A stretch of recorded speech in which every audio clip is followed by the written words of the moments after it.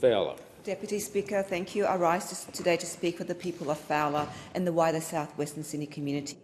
We are increasingly feeling abandoned by this government's approach to healthcare. We hear the Labor government week after week boasting of a $6.1 billion record investment and strengthening Medicare.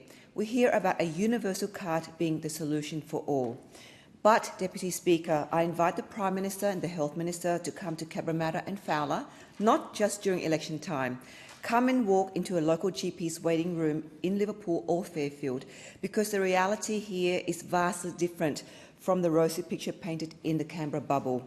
The truth is, a gold card doesn't mean a golden ticket to treatment. Just last month, my constituent Lewis took a family member to Fairfield Hospital emergency with a broken ankle. They waited 6 long hours. 6 hours of waiting in pain because of a chronic shortage of doctors and nurses. And worse, they had no equipment or specialists to treat the injury and were told to go to Liverpool Hospital. That 6 hours transfer is the true measure of a strengthened Medicare in Fowler. In Fowler, we face a silent crisis. Our heroic local general practitioners are retiring. No one is replacing them. Young doctors are not coming to South West Sydney. Why should they? A GP can set up practice in affluent suburbs in the east and north, charge a high gap fee and work reasonable hours. Compare that to a GP in Fowler. Our community has a high proportion of refugees and migrants. We have high rates of chronic disease, complex mental health needs and language barriers. Our people cannot afford gap fees. They rely entirely on bulk billing.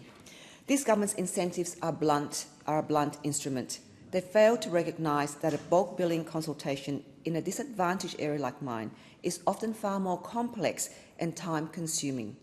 The promised urgent care clinics are a band-aid.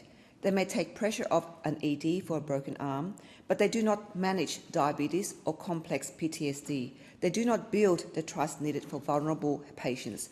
Only a regular local GP does that. If we want to save universal health care, we must stop pretending that south-western Sydney is the same as the affluent east or north. I call on the government to introduce targeted geographic incentives for GPs operating in areas of high socioeconomic disadvantage.